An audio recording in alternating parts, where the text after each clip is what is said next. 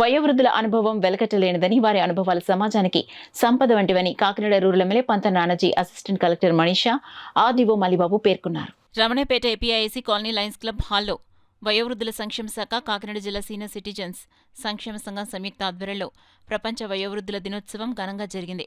కార్యక్రమానికి ముఖ్య అతిథిగా హాజరైన నానాజీ మాట్లాడుతూ, పెద్దలను గౌరవించడం, ఆత్మీయంగా ఆదరించడం మన సంస్కృతిలో భాగమన్నారు. చాలా మంది పెద్దల కుటుంబాల్లో నిరాదరణకు గురికావడం బాధాకరమన్నారు. వీరిని భారంగా భావిస్తున్నారన్నారు. గతంలో ఉమ్మడి కుటుంబాల్లో మాత్రం పెద్దలకు, పిల్లలకు మధ్య అనుబంధాలు బలంగా ఉండేవన్నారు. సమాజంలో అన్ని వర్గాల ప్రజలు పెద్దలను గౌరవంగా చూడాలని నానాజీ తెలిపారు. Assistant collector Manisha, RDO Mallibabu, విభిన్న ప్రతిభావంతులు, వయోవృద్ధుల సంక్షేమ శాఖ సహాయ సంచాలకులు ఏవై శ్రీనివాస్, రాష్ట్ర రెడ్ క్రాస్ సంస్థ చైర్మన్ వైడి రామారావు సమావేశాన్ని ఉద్దేశించి మాట్లాడారు. సంక్షేమ సంఘం తరపున ప్రభుత్వానికి నివేదించాలంటూ వినతి పత్రాన్ని ఎమ్మెల్యే నానాజీకి సంఘ అధ్యక్షులు బుద్రాజు సత్యనారాయణరాజు, ప్రధాన కార్యదర్శి అడబాల రత్నప్రసాద్ అందించారు. అనంతరం ఎమ్మెల్యే నానాజీని ఘనంగా సత్కరించారు. ఈ సందర్భంగా వయోవృద్ధులకు సేవలందిస్తున్న doctor Challa Bhavateja, YD Ramarao, Karibamireddy, M Varalakshmi, Y Subbarao Chowdary, KV Ramanarao, VSR Murthy తదితరులను ఘనంగా సత్కరించారు. వయోవృద్ధుల దినోత్సవం పురస్కరించుకుని నిర్వహించిన ఆటల పోటీల్లో విజేతలకు బహుమతులు అందించారు. కార్యక్రమంలో ఎస్వి రమణమూర్తి, కృష్ణమూర్తి, వీరభద్రస్వామి, ఎం భాస్కర్రావు, సూర్యనారాయణరాజు, నరసింహం, సీతారామరాజు, ప్రసాద్ నాయుడు, న్యాయవాది యనమల రామం, డాక్టర్ దాసరి, శ్రీధర్, రేలంగి బాపిరాజు, రవిశంకర్ పట్నాయక్, అడబాల సత్యనారాయణ, నిమ్మకాయల వెంకటేశ్వరరావు, కె సూర్యనారాయణ, జి చల్లారావు తదితరులు పాల్గొన్నారు. కొన్ని రాసే సంవత్సరం కొన్ని రాయలేదు, చూశాను. కొన్ని ఆచరణ సాధ్యం కానీ కూడా కొన్ని ఉన్నాయి. అని ఏదేమైనా సరే దీనికి ఒక్కసారి రివైవ్ చేసుకొని కొన్ని వేరే సంవత్సరం కూడా కొన్ని ఉన్నాయి.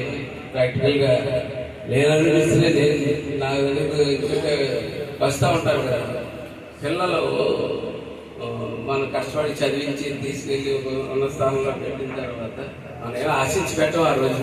కానీ వేరే అవసరం వస్తుంది, ఆశించాం కానీ వేరే అవసరం వస్తాం.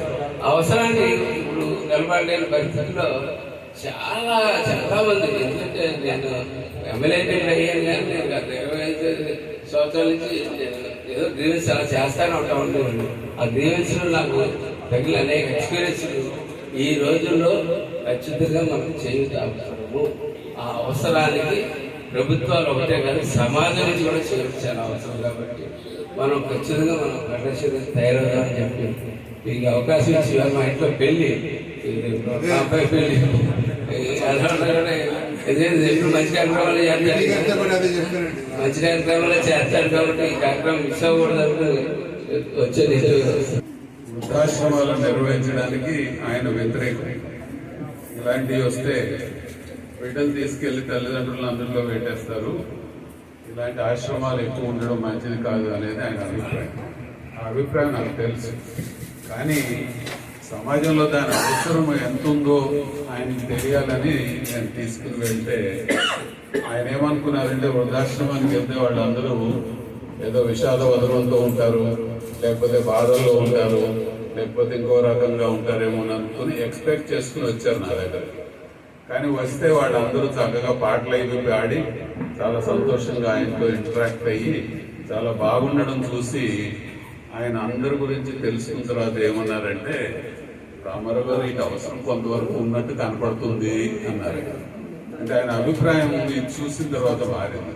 సమాజంలో మన చిన్నప్పుడు 60 ఏళ్ళు 70 ఏళ్ల క్రితం మనం పుట్టినప్పుడు ఉన్న పరిస్థితులు వేరు, ఇప్పుడు సమాజంలో మారిన పరిస్థితులు కూడా అందరికీ కావాల్సిన కొంతమంది తెలియదు. అందరికీ కూడా ఇక్కడ వచ్చినటువంటి స్వచ్ఛంద ప్రతినిధులు, స్వచ్ఛంద సంస్థ ప్రతినిధులు అందరికీ కూడా ఆంధ్రప్రదేశ్ ప్రభుత్వం విభిన్న ప్రతిభావంతులు మరియు వయోవృద్ధుల సంక్షేమ శాఖ తరఫున మనం ఈ రోజున వయోవృద్ధుల దినోత్సవ వేడుకల్ని ప్రతి ఏడాది మనం అక్టోబర్ 1వ నాడు చేసుకుంటాం.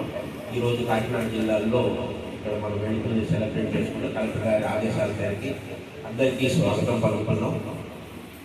ఈ రోజున వయోవృద్ధుల వారి యొక్క పాపులేషన్ కానీ, అదే రకంగా వారి సంఖ్య పెరగడం, వారు ఎదుర్కొంటున్న వివిధ రకాలైన సమస్యలు కానీ ఇవన్నిటి మీద కూడా మనకి చెప్పడానికి మాట్లాడడానికి సీనియర్ సిటిజన్స్ ఇక్కడ చాలా మంది వచ్చి ఉన్నారు.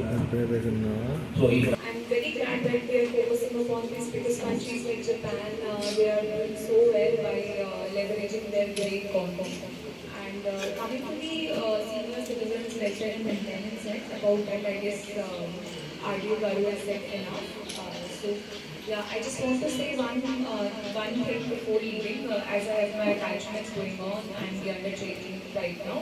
So I want to say this thing that consider me as your daughter, and if you have any issues, any kind of problem you are facing, so you can anytime contact me.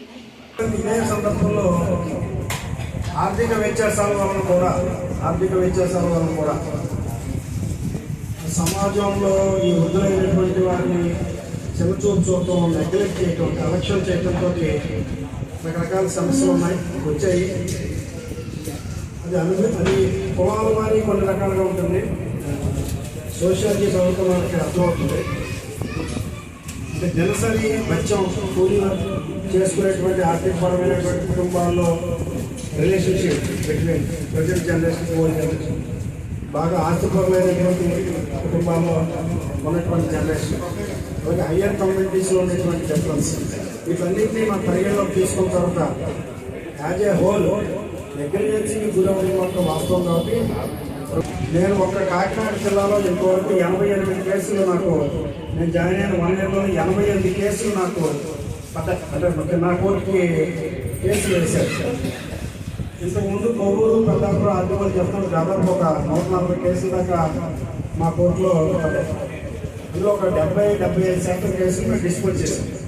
But out of the analysis, ఈ మొత్తం కేసులన్నింటినీ analysis చేసిన తర్వాత నాకు అర్థమైనటువంటి మనసుకి నాకు కలిగినటువంటి ఒక అనుభూతి ఏంటంటే, ఎక్కడో ఈ తల్లిదండ్రులకి లేదా వారి కింద పిల్లలు, మనవలు అవ్వచ్చు, కొడుకు కూతురు అవ్వచ్చు, కోడలు అవ్వచ్చు, లేదంటే వాళ్ళు లేకపోతే మేనమా వాళ్ళ తాలూకు పిల్లలు, ఇద్దరు వారసులు ఎవరైనా ఉండొచ్చు.